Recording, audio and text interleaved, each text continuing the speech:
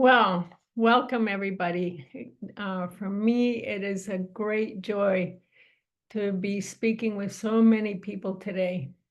And my topic is, what is unique and special about connected riding? It is a way that I developed over years of trying to find answers in the horse world to help people understand what they have to do when a teacher gives a command and what they have to find inside themselves to be able to execute movements with the least amount of bracing and tension when you're riding. Wow, that's a mouthful. So how did this begin? It began years ago with me teaching children, helping my riding master when I was still in high school, and having some children learn quickly, others be afraid, and others really not connect with the horse that they were riding. That's one phase of what got me going in this. The other phase that got me going in this is that I had a horse that I really liked, and he did not cooperate with other people. And my riding master kept threatening to sell him, and I had to figure out how to help him be a good citizen so that others could learn from him. And I started not only teaching children, but adults.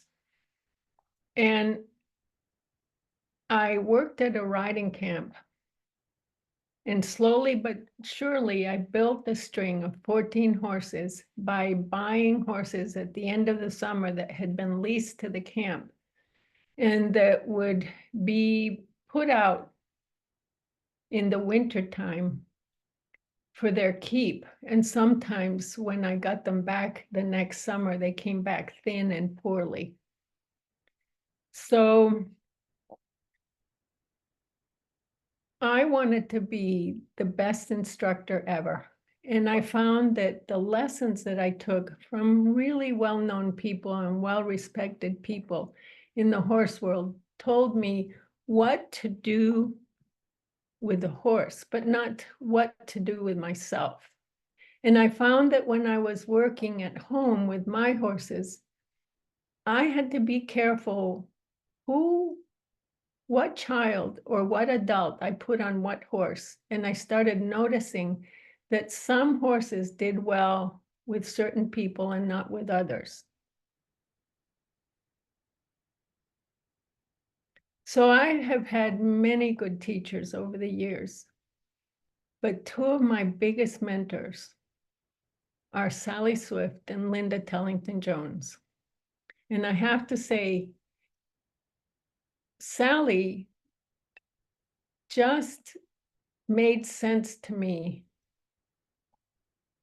when she really went in and changed things in the riding world by saying the human has to be paid attention to. And Linda said, look at things from the ground, look at the horse in a different way. And I bless these two ladies for sending me on my path. Because what is important to me is that people can learn and understand and replicate. How many times have you come out of a lesson and either felt good about yourself or felt that you got something, and then you go home and it doesn't work. What is it that happens? And in every different discipline, there are rules of how people are supposed to sit, what they're supposed to do to get a horse to do certain things. But are we really taking in what's the word I want?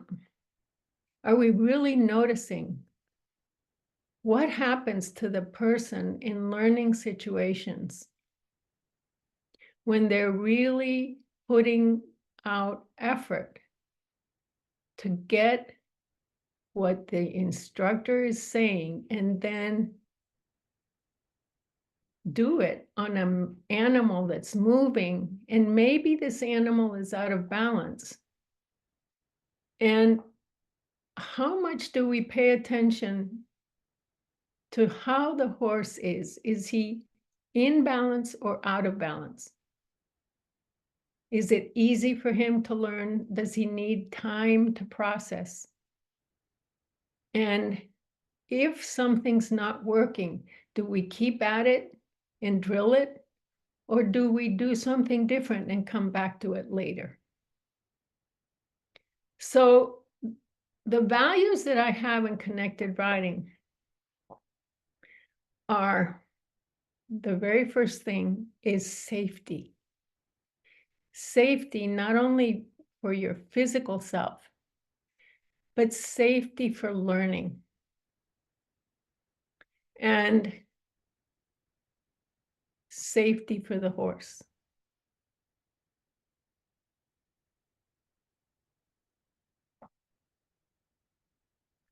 And then kinship, what does that mean?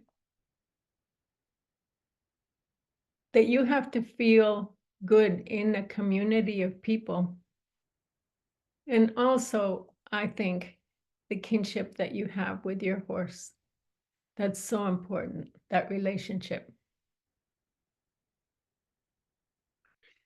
We have to have integrity in what we do with ourselves and with our animals. We can't lead them in a good way one day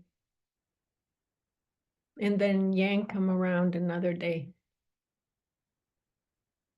That doesn't have integrity. And mastery is what I wish everybody could achieve when they feel good about what they've learned. And last but not least is empowerment, and not only empowering ourselves in a learning situation, in a community of like-minded people, but also empowering that horse. And it is so amazing what happens when you see that horse learning, and when you see them finding a sensation inside themselves that gives them inner peace. So I've been traveling around the countryside here and there. I started my traveling in 1984. That's a long time ago. And I have to say, I've met so many wonderful people. And sometimes these last couple of years, I've seen more people that I hadn't seen for at least 20 years. So I'm so grateful to share this work and say it is a teachable system now that each of you can learn. So what is it that you would be learning? Connected riding has 3 phases. The first thing is you, the human person. You have to learn about what your patterns are of bracing and tensing. And you have to understand how to change that in motion and practice these things throughout your day, because you can't just practice relaxation and alignment when you get on the horse and walk around either slumped or arched or tossing bales of hay and picking up buckets and shoveling manure with rigidity in your body. It has to become something that you become aware of throughout your daily life. Even washing dishes. Do you lock your knees in front of the sink? So in just a little bit, I'm going to give you some takeaways from this call. But changing your tension patterns is absolutely critical. And becoming aware of them, walking, sitting, standing, and especially when you touch a being. Because what I teach you all is about how to find neutral pelvis.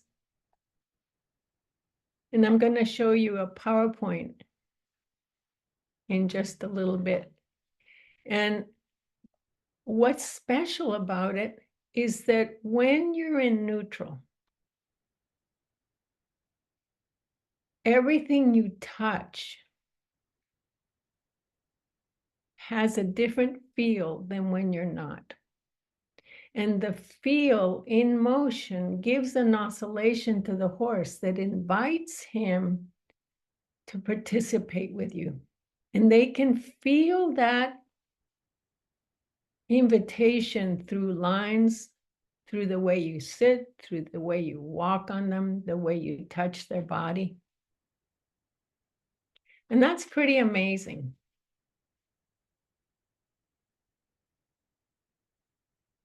The other thing is that I teach you how to synchronize with the horse in movement. I know that many of you have skipped rope. And some of you have heard me say this before. The rope doesn't wait for you to get organized.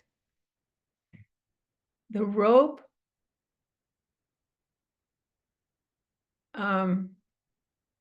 if it changes, if the speed changes of the rope, you have to adjust yourself. So everything that I'm saying to you about neutral around the horses applies to everything you do in life. And somewhere on the internet one time when I was looking up about neutral pelvis, it said, it's the posture for life. And you know what? You'd better believe it. And sometimes I also say this. Many of the exercises that I teach people, I say, you know, if you're not in neutral pelvis, it won't work. And that's true. And what's really amazing is that once the horse starts feeling you in neutral, and you never, ever are going to be there 100% of the time. But the amazing thing in connected riding is that I teach you and my instructors as well how to get back to it. It's a rebalancing cycle of learning how to let go of tension and rebalance yourself. And you have to be there first. So first is the human. The second is the horse. And the horse needs to be taught a weight-bearing posture. And as I travel around,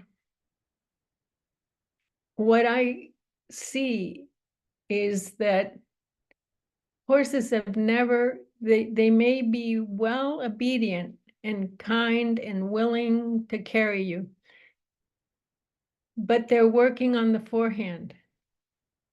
And that limits their ability to really use their body with freedom. when a horse works on the forehand, they lose their ability to shift weight dynamically. And they lose the ability to have freedom to move their legs as they need to. So some of these horses develop evasions that, for instance, spooking, and you might say, oh, that's a spooky horse. But do we really look further and say, this horse is out of balance? So if something doesn't feel right to him, he can't rearrange his feet quickly, so he'll spook to protect himself. Some horses wheel, some horses just stop moving. And all of these things are out of balance. And the more that I can teach instructors how to help riders recognize this, and you as riders to recognize this, the safer riders are going to be and the better horses are going to be ridden. Wow, that's just pretty exciting. So being in neutral pelvis means that your body is live weight. And I think you can identify with this if you're in the water and somebody is floating and you put your hands underneath them and you can move them with one hand and they feel light.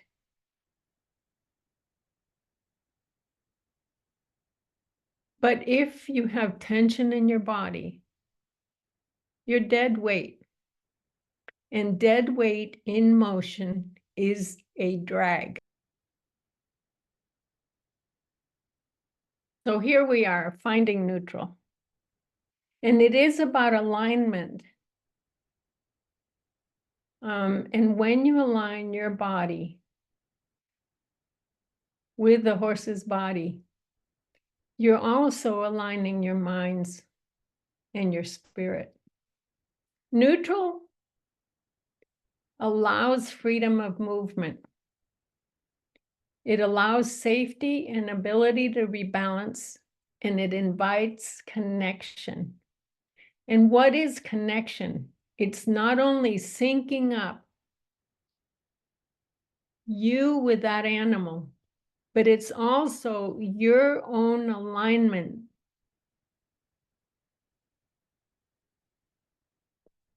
Connecting in a rebalancing cycle so that movement flows from one body to another.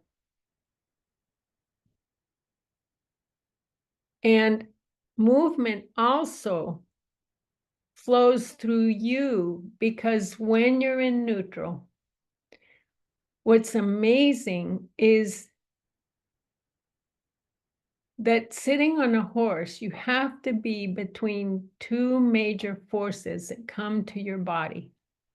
One is, I call it the wave. It's the energy of the horse's movement. And the other one is the wind, and that's you moving with the force of gravity against you. You really feel that force coming into your body when you're, let's say, trotting fast or cantering a horse. That force of the wind, I think you could identify with this if you were in a pool of water and wanted to walk quickly. If you're in water up to your shoulders and you want to walk quickly through that water, you use your body against that water in a way that doesn't tighten you. You can't tighten in water and move quickly. Why do we sit on top of horses and to move quickly, we tighten up? So that's why you have to come into anyone that teaches connected riding to teach you how to move into the force of motion without tightening.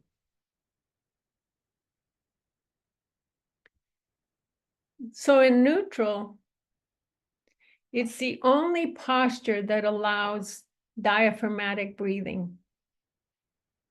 And that is one of the things that I put as the prime takeaway from our conversation today, is that if you don't know what diaphragmatic breathing is, you need to find somebody that can teach you that. Because actually, when you're sitting on a horse and you have diaphragmatic breathing, you actually have to be in neutral, which means that you're sitting on your sit bones, because that's the only way that your body can really breathe diaphragmatically. And when you breathe that way, if something startles your horse, or if movement suddenly happens, your core muscles automatically engage to stabilize you and allow your limbs to move freely.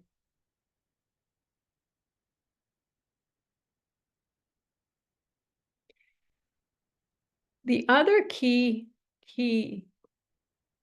part in neutral is that all your bones and joints have the ability to move during movement. And so movement can go through your body. And in many disciplines, you may have heard the word throughness. Well, throughness cannot happen in a braced, tense, and out of alignment body. It just physically is impossible. So in talking about neutral, I'm basically talking to you about connected riding is a system that teaches you biomechanical principles of movement. And it sometimes is much more difficult to change a human's habits than it is to change a horse's habits. And let me give you a little example. Many times when I first balance a person, let's say I have an arched rider and I balance them. And all of a sudden, if you're sitting in a chair and you lift your sternum, can you feel the tension that comes into your body? Well, that tension becomes what you think is normal. And if I sit you on the horse, and if you just lifted your chest and feel that tension, stop doing that and soften your body. And when people first feel that, they think they're leaning forward or that they are slumping.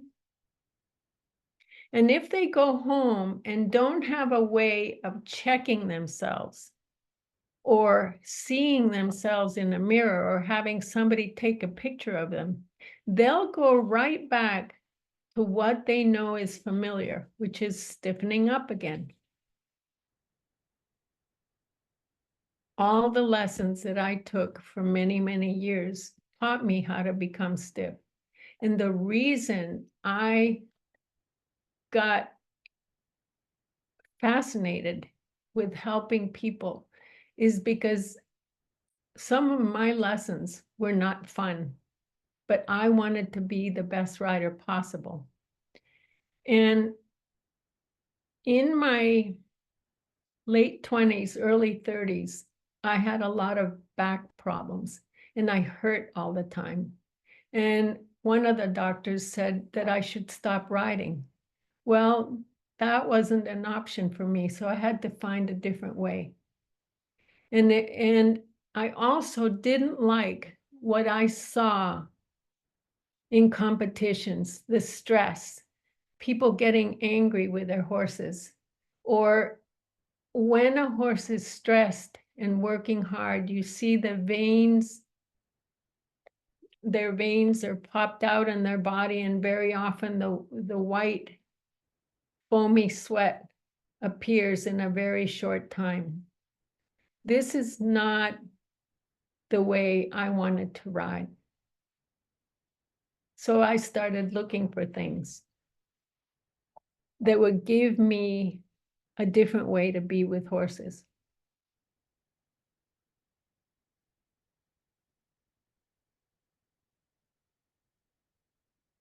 So neutral,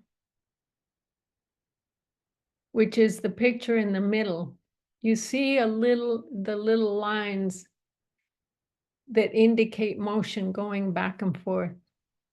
And I call the upper body a buoy, B-U-O-Y. In the UK, they say boy. What this means is that when you sit in neutral, your body has a natural way of oscillating in motion, which cannot happen if you're arched or if you're slumped. Not only that, when you're in neutral, your upper body, as it is a buoy, connects with your lower half, which starts your hip joints, your knees, your ankles, and your arch can be a suspension system, and your legs can work independently as the horse moves, because the pelvis has adjustability in movement. So if you're arched or slumped, you're basically losing your suspension system. You're losing the ability to oscillate in motion. And if you don't oscillate in motion, guess what? The horse doesn't have a chance of doing it either.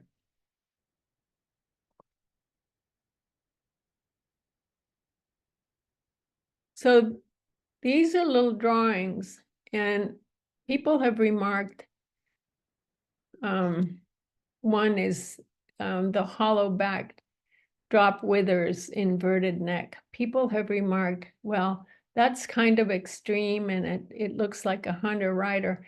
But these two drawings on the left were actually taken from actual pictures of riders. And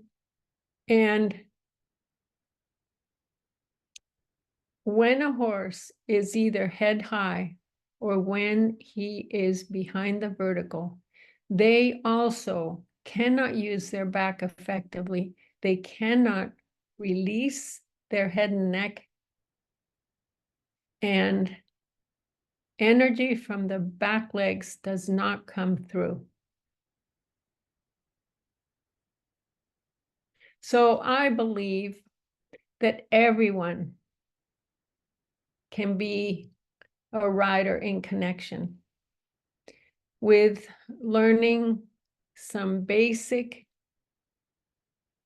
ways of checking their posture as they move. So I'm showing you these photos of people standing. And if you look at the top left, this was a trainer that I met in Wales some years ago, and she had a towel. I put the towel around her back so she could feel what that towel felt like as she held the ends of the towel in her hands and pushed her hands forward. The towel would have some pressure on her lower back, and she thought she was standing up straight. And if you look at the photo, you might say, wow, that looks pretty straight to me. And then I would say to you, that's what you're used to looking at all the time. But she was very tight in her lower back.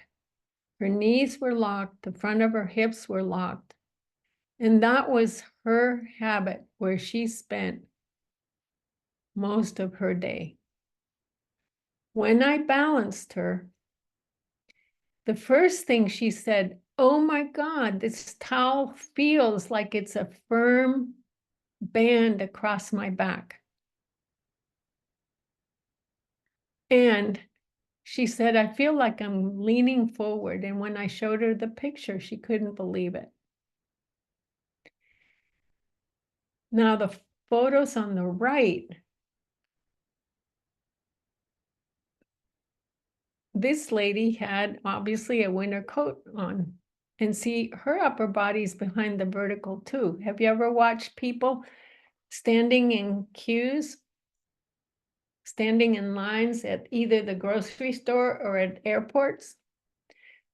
Usually you will see that if they're standing on 2 feet, whether a person is arched or slumped, and this person with the winter coat was slumped. But you can't see that through the winter coat, but you can see that her upper body's behind the vertical. Her head is thrust forward, her hips are forward, her knees are locked. And when I brought her to balance, she felt so strange. And she couldn't believe that that was her in the picture. So that what I'm talking about is that the most difficult thing for people to do in life is to change habits. And I feel like I'm one of the luckiest people as I travel around and help people find neutral on their horses and neutral on the ground. Because the horse helps you learn where to be once you've discovered that sensation. The horse will remind you. Because many of the horses, once you've found neutral, don't like to move that well if you go out of neutral. So here's some more pictures. The man on the left, again, you see upper body, he's got a slump posture. So you see the neck juts forward and the hips jut forward and the knees are locked. And then the alignment, how different that looks. And the one on the right, this was her familiar habit. And boy, did she feel different when we changed it.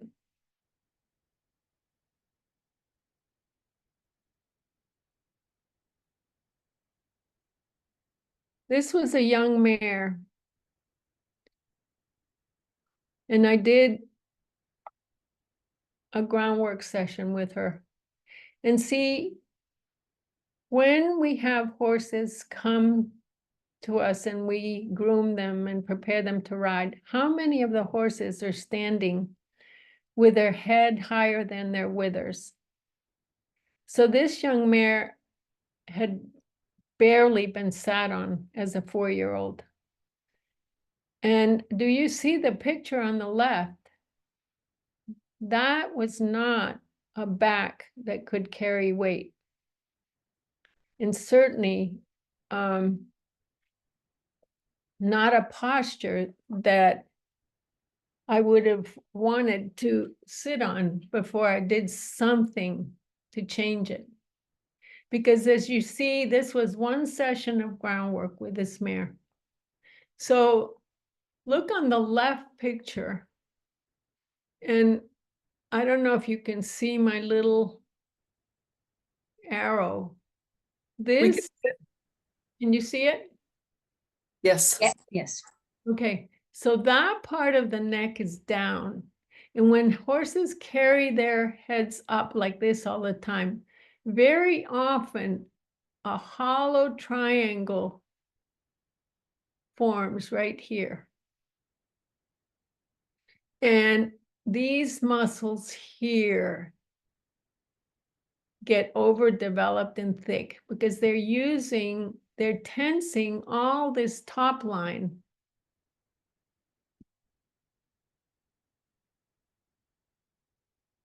And so in order for that to change, the horse has to release that head and neck. And look at how full this looks on the left side. And look at it, this picture, how this neck looks. You can clearly see the line of the jugular groove and how different that neck looks. It looks like it's a rainbow shape. That's what we want. This is a posture that we have to teach our horses to be in, and you have to start when you bring them in to groom them. Teach them to stand with their head level with the withers and in a balanced position. Because if you see in this picture, it even looks like her belly has tucked up a little bit and her back is up a little bit more. And she's standing more at each corner of her legs like a table rather than where she is here. The other thing to notice here is look at the chest. When a horse stands on the forehand, it's like they're sticking their chest out. Look how different it is in this second picture.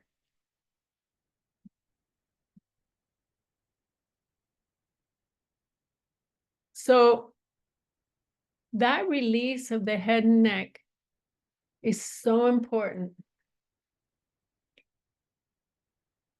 So coming back to things that I find are super important. First takeaway for you all today is number one, you're going to go and make sure that you know what diaphragmatic breathing is. The second thing is that you're going to be more aware when you bring your horses into grooming that you teach them to stand with a level neck, with a soft release of the neck.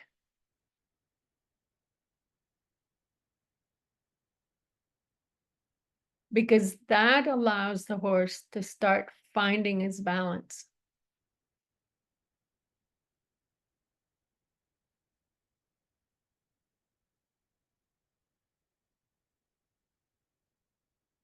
This is a photo that I took of a rider that I've had several times over the years in Germany. And this was an older horse that she had that she couldn't ride anymore. And so she did groundwork with him. And you see, they are moving in sync on the ground. And he is releasing his top line and working with all four legs in a functional way. Is this an appealing photo to you?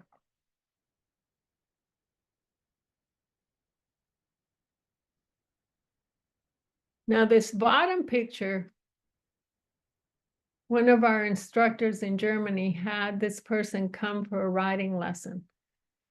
Can you see that this horse is showing the same kind of neck that that little Pasofino was showing? So head is up, back is down, and you often see it kind of looks like this leg looks like it's kind of stumbly. But there's a lot of brace in this right foreleg.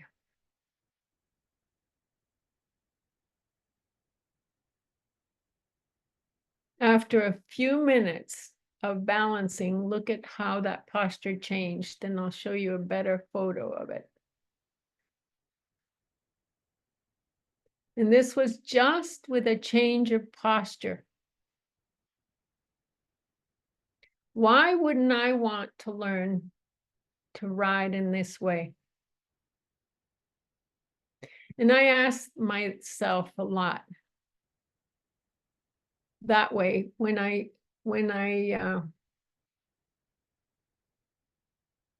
wonder why more people don't do it. And what it really comes down to is that you have to take responsibility by how you use yourself and think about it and change the habit every day throughout your day. And in the beginning, it takes focus.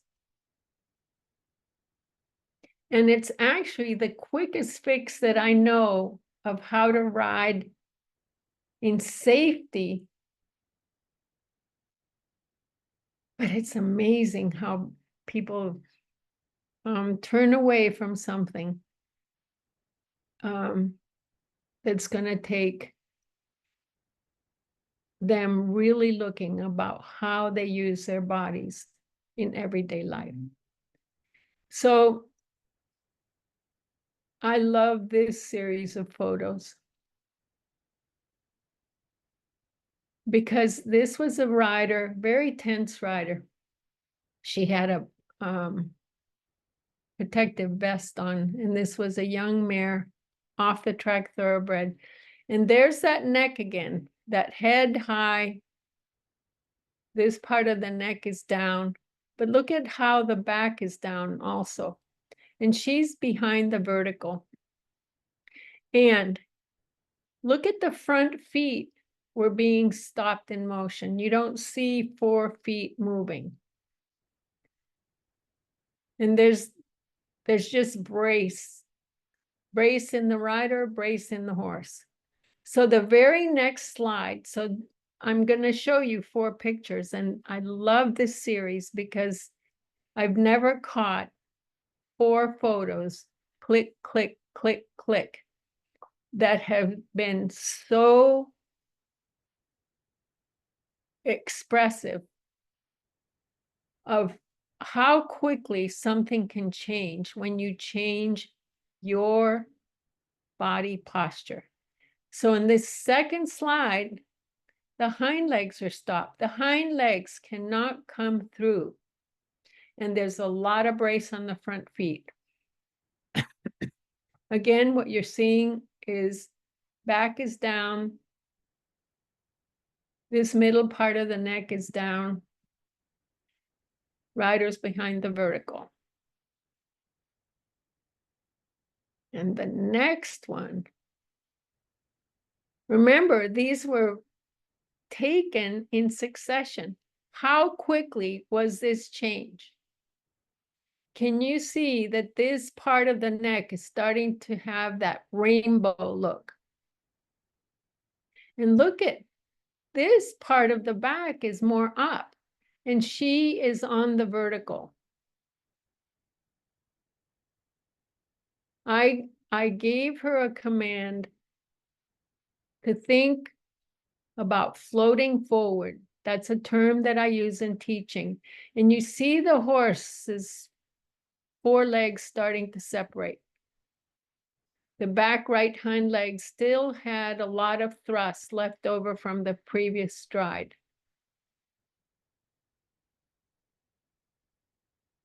See, in this second photo, that right hind leg had not extended yet. In this photo, the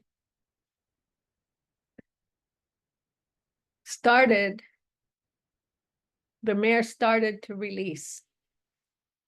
And this last photo, that release is what every rider should strive for. Look at the left front leg, how she's starting to put this leg down in an arc. And there's more balance between all four legs. Back is up.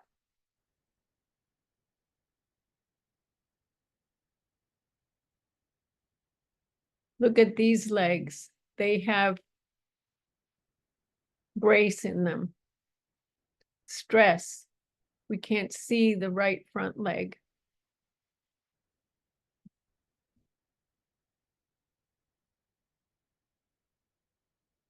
But isn't that amazing? Click, click, click, click. That's how quickly you can change. But you know what? You have to remember to do it.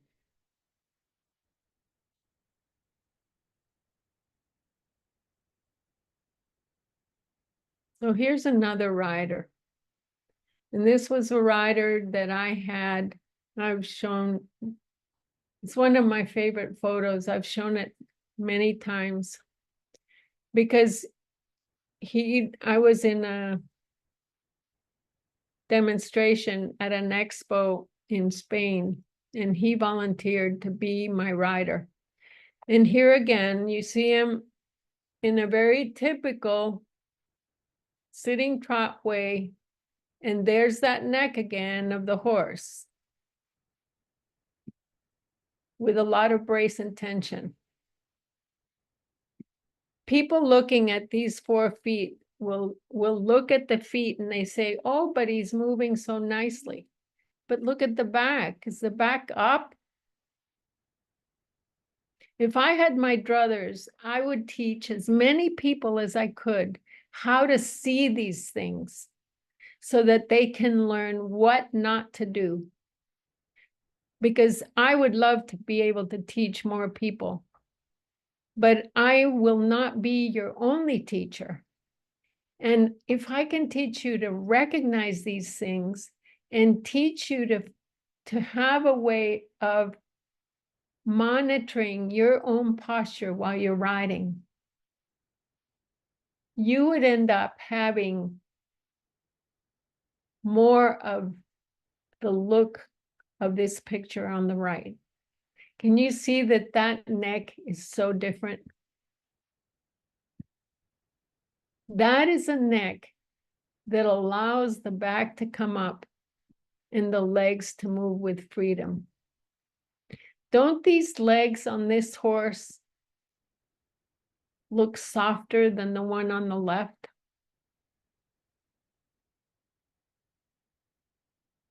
It's,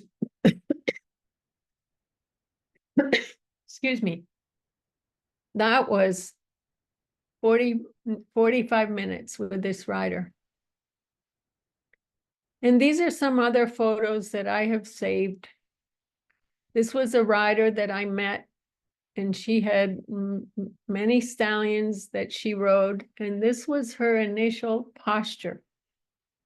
And after she became one of our instructors, and this was a stallion that she had had a hard time working with in the beginning because he wouldn't move with her braced posture.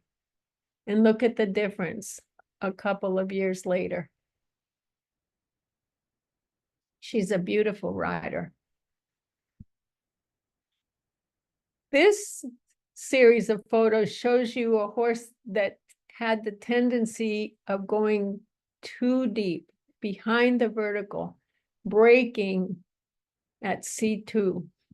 And look at the way that horse was digging up the sand as it moved. A lot of brace, very long-backed horse, saddlebred, warm blood combination. And this was the next day when she had changed her posture. Can you see that the sand wasn't being kicked up? And look at the difference in that neck. Look at the difference throughout.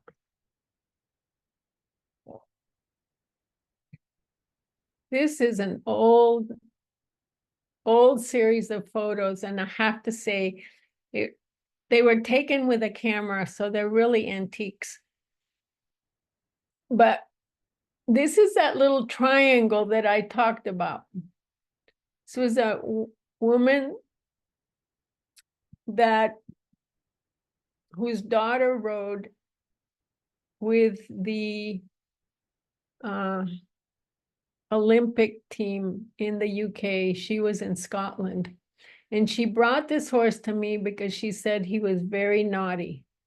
And I think the quality of the picture isn't that great, but his back is down and he's in a false frame. That's what we call it. And she said, that he just wouldn't move forward and that he sometimes spooked. And again, that he was very naughty.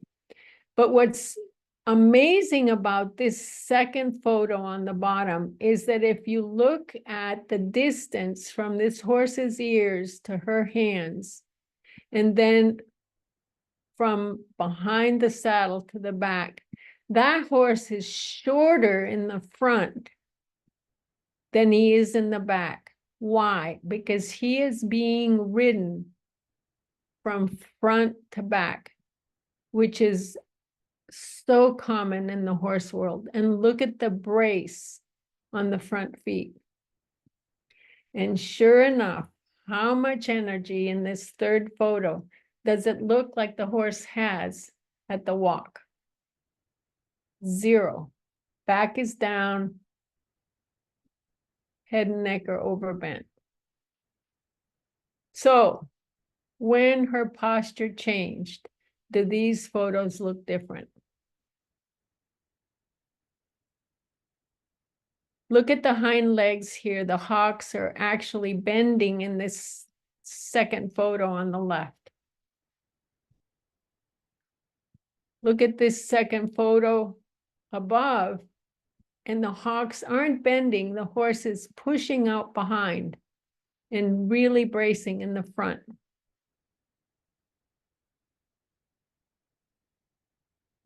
And she had never felt this horse move in this way. She'd owned him for 5 years. And she rode with many really good clinicians, but they had not addressed her body. So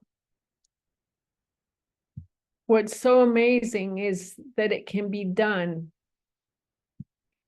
in a very short time. So I'm going to show you a quick little video.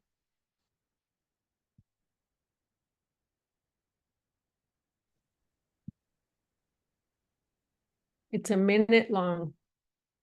Oh, but I can't make it go full screen. Sitting in connection with her, and my legs are moving with her. They're doing a little teeny tiny invisible roly-poly wiggly motion that you can't see. But you can see her. Now, I'm going to stop my legs from moving. Look at the horse's head go up. Did anything change in her? Yeah. Can you see how she slowed down and the back feet got really slow? And say go. Is she going any better? No, I got it. Horse needs training, or horse needs connection. Can you see how she let her head down? So.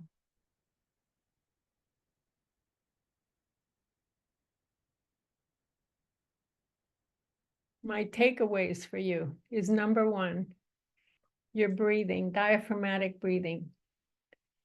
Number two is pay attention to when you stand up, to stand with soft knees and soft at the front of the hips and soft in your lower back. Number three is teach your horse to stand with a level head and neck when you bring him in to groom him or when you're leading him. And when you begin, number four, when you begin leading a horse and he doesn't follow you, don't go straight ahead. Go off to one side. And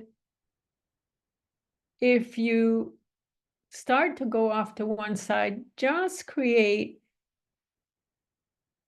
a soft stretch between the lead and the horse's face that doesn't push him over, but just creates a way of feeling him that doesn't push him. And if he doesn't go to the offside, then go the other way. And instead of pulling on the line, comb the line, comb it. An even better thing is to lead your horses with the lead attached on the inside. And the other thing is, the last thing that I want to leave you with is that you too can change a habit. You too can find out how to learn about neutral pelvis. And I feel so fortunate having Robin, you and Debbie, and so many people from the Telling to Touch organization supporting this work, because for how many years have we worked hand in hand, changing horses' lives and changing the awareness that their owners have when we work with them. So I can see that I've gone over time, and if there were any hot questions, I'd be glad to answer them. But other than that, I'm so grateful for your participation today. And go to my website. We've got some new offerings coming up, and share this information with somebody. It may really help a rider and a horse come out of a way of working together that has frustration and tension.